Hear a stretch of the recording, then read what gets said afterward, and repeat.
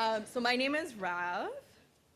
I am going to be talking about the Greenbelt scandal that happened last, or I guess very recently. It's still a little bit ongoing.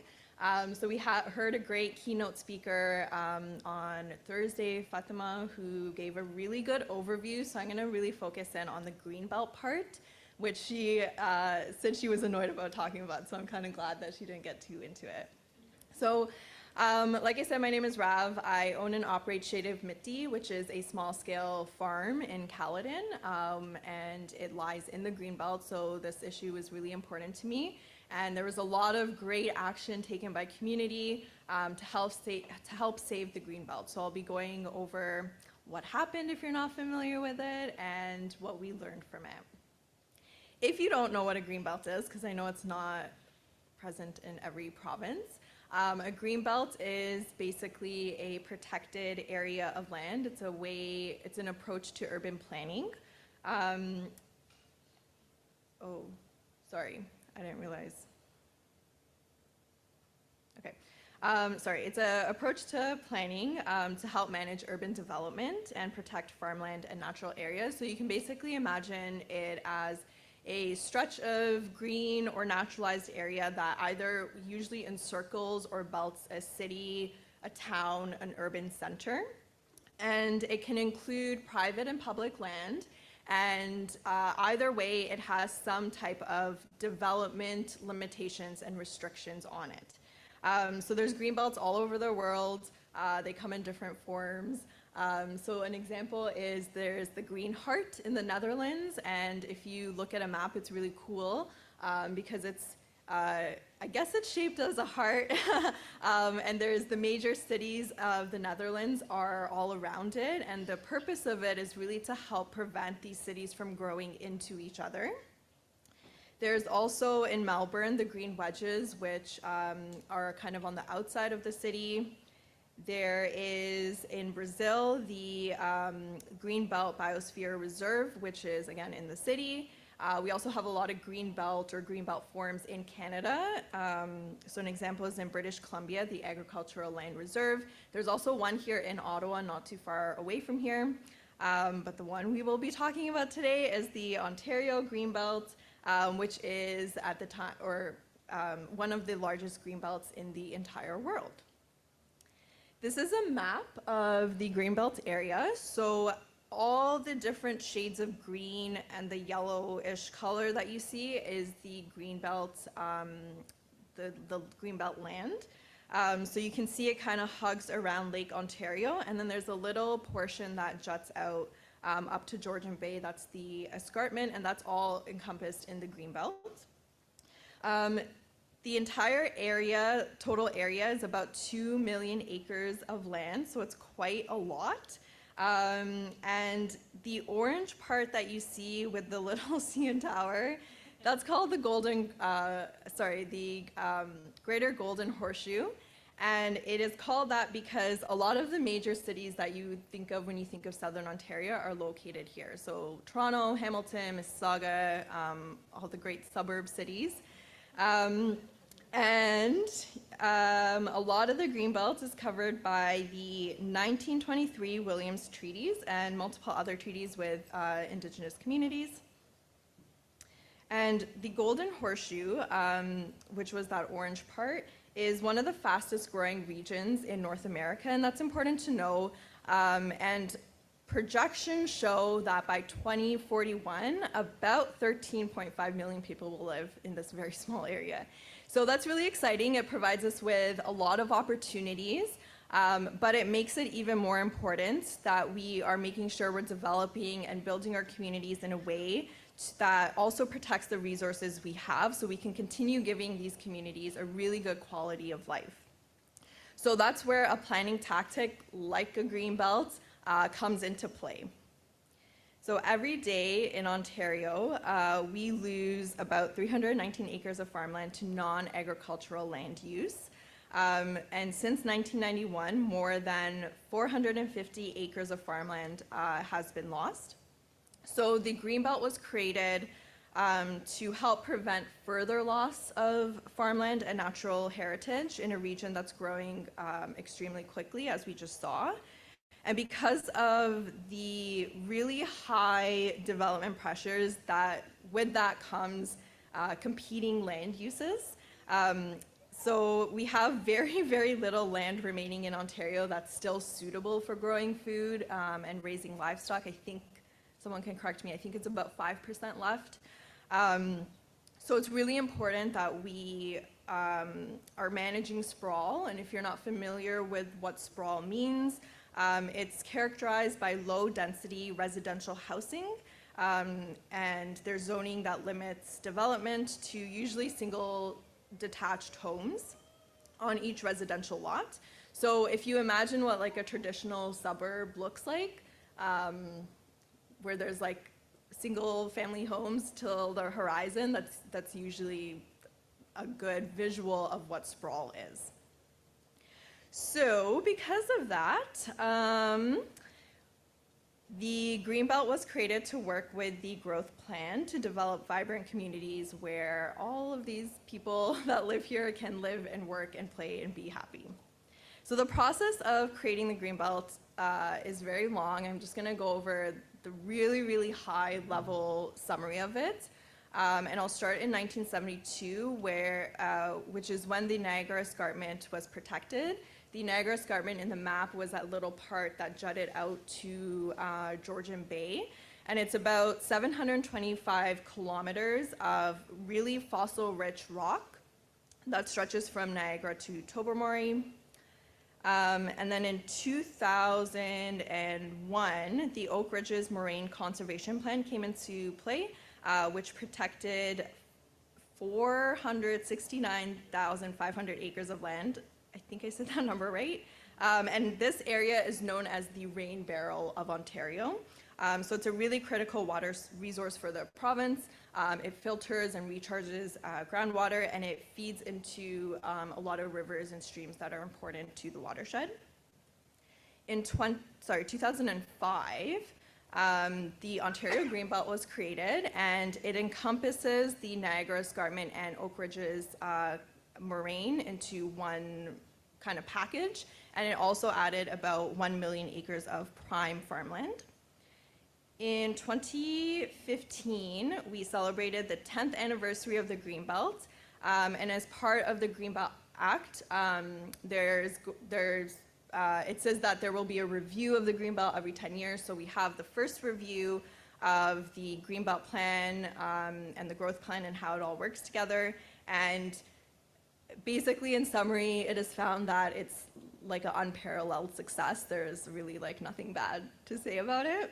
And the advisory panel that conducted the review made some recommendations. And one of the recommendations they made was that there was further protection, or there could be further protection for natural heritage, and also more investment in transit and infrastructure to help create that livable community and to grow the Greenbelt. So working on those recommendations, in 2017, the Greenbelt was expanded to include 21 major urban river valleys and 7 coastal wetlands. And the addition of these waterways into the Greenbelt was really important in recognizing the vital role that the Greenbelt plays in protecting the hydrological features that we rely on for clean drinking water and flood protection and just general healthy ecosystems. In 2020, we celebrated the 15th anniversary, also all positive reviews around. Before I move on to the rest of the years, I'm going to take a break because it kind of goes downhill from here. So just highlighting some benefits before we get into the bad news part. There's lots of benefits that we get from the Greenbelt. For example, the Greenbelt is one of the most biologically rich areas in the entire country, and I would even go as far as saying maybe the world. There are 721,000 acres of wetland, grasslands, and forests that are protected. That doesn't include farmland, but just in the acreage of wetland, grassland, and forest, you can just imagine how much biodiversity there is there. There's 78 species at risk that are protected within the Greenbelt boundary. The hydrological features, there's really important hydrological features within the Greenbelt, and the water that moves through the Greenbelt affects the quality of drinking water for more than 7 million people.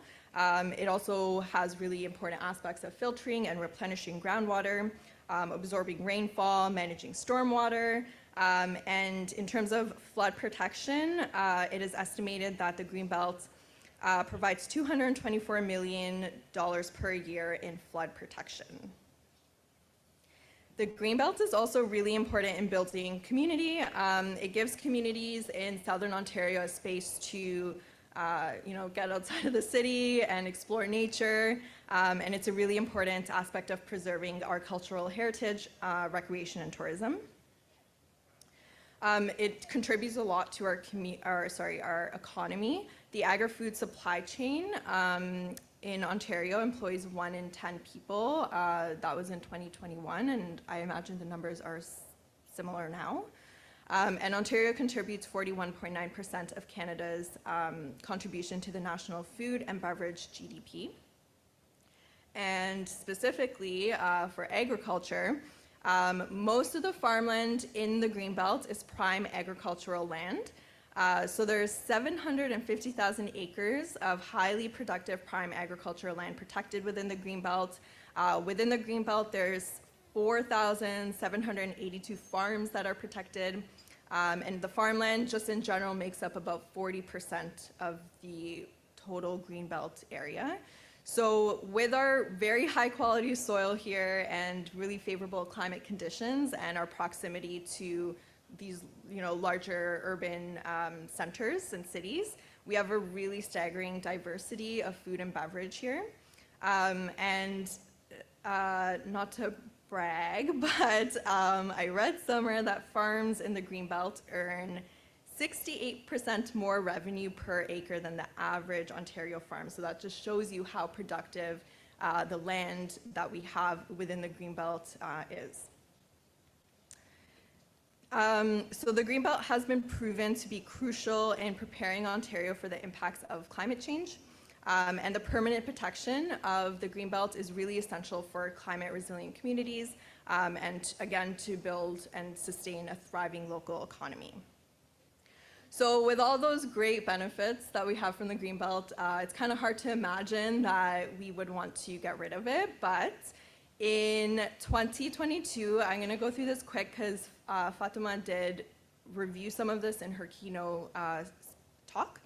In October 2022, the government introduced us to Bill 23, build homes, more homes built faster, as a way to address the housing crisis. And the kind of goal of it is to build 1.5 million homes in the next 10 years. So the housing crisis is a real crisis that we have. We do need more homes built here. So I think when people first saw this, it seemed really exciting until you read the fine print, which again, Fatima did go over in her talk. And we saw that the fine print didn't sound as good as we initially thought. So then, in the wise words of SpongeBob, a few moments later, what happened was it was announced that Ontario would be actually removing some land from the Greenbelt to build 50,000 homes to help support this goal of 1.5 million homes. And the amount that they had given us for removal was 2,994 hectares, which is a lot of land, and a lot of land just for 50,000 homes. And I would like to bring everyone's attention to the fact that 1.5 million and 50,000 are very, very different numbers. So people started to get a little suspicious. So there's a legal requirement in the Greenbelt Act that the actual area, the total area of the Greenbelt, can't ever shrink. It has to, stay what it is or grow. So the government also announced that in taking away that 2,994 hectares of land, they proposed adding, and I say that in quotations, 9,400 acres elsewhere. But again, upon investigation, people found that what they were proposing to add, a lot of that land was actually already protected and off limits. So in January 2023, there were a lot of push for investigations to come out, and the Ontario Integrity Commissioner and Auditor General both said that they would conduct probes. In February, there was the infamous stag and doe. I never want to hear about the stag and doe again, but basically Ford's daughter had a stag and doe, and it was reported that there were a lot of really high profile developers there. You can conclude what you want from that. In August, the Auditor General report comes out, and after this, things start to move really, really quickly. We really had no idea what we were going to be waking up to every day. There were a lot of shuffles, a lot of resignations. And the first big event that I want to highlight was that the Housing Chief of Staff, Amato, resigns towards the end of the month. During this month, the First Nation chiefs across the province also call on Ford to return land to the Greenbelt, and they say that the moves violate the treaties that were settled by the province and federal government in 2018. Eventually, in September, Ford says he's sorry, and he reverses the decision to open the Greenbelt for housing development. So the main findings from the Commissioner report, I'm just going to go over 4. The first one is that according to really like all the experts like ever, including the Housing Affordability Task Force, the Housing Minister, the Chief Planners, everyone is saying that the removal of the Greenbelts was not needed to meet the government's housing goals. So, and they didn't also listen to their own experts within the government. It also found that developers would have gained quite a lot. About 92% of the acreage removed from the Greenbelt was from 5 land sites passed on to the Housing Minister's Chief of Staff from 2 developers. And it was found that the owners of the 15 land sites would have potentially collectively seen an increase of $8.3 billion in value to their properties. The third big finding was I don't even want to say that there was the bare minimum community consultation was done, because really essentially no consultation was done. And also the duty to consult and accommodate was not followed through, which I spoke a little bit about earlier. And then the last finding was, or the big last finding was that how the land sites were selected for removal that process was not transparent, fair, objective, or fully informed. So there was a lot of work that went into stopping this from happening. There were housing advocates, climate advocates, Indigenous leaders, farming organizations, environmental groups who all came together and really united to work together. There were letter campaigns, phone zaps, petitions, rallies, marches, and a lot of campaigns and articles that came out to help bring the community together and prevent the government from doing this. The 4 key things that I wanted to summarize in how we achieved this, because it was a really big feat. The first one is community. There was a lot of great leadership that came from the community. There was a lot of emphasis put on education and awareness to teach people what the Greenbelt is and how important it is. There was a lot of care taken to meet people where they are and where they were. And the key part of all of this, I think, was collaboration. Everyone really put their differences aside to work together and collaborate to send a unified message to the government that we didn't want this.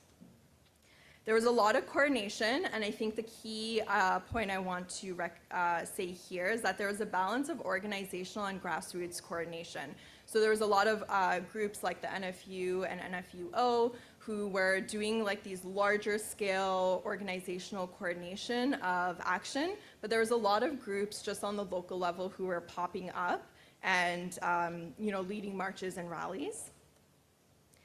There was a lot of coverage which helped, and Fatima did an amazing job at showing us the importance of local journalism and coverage in an issue like this.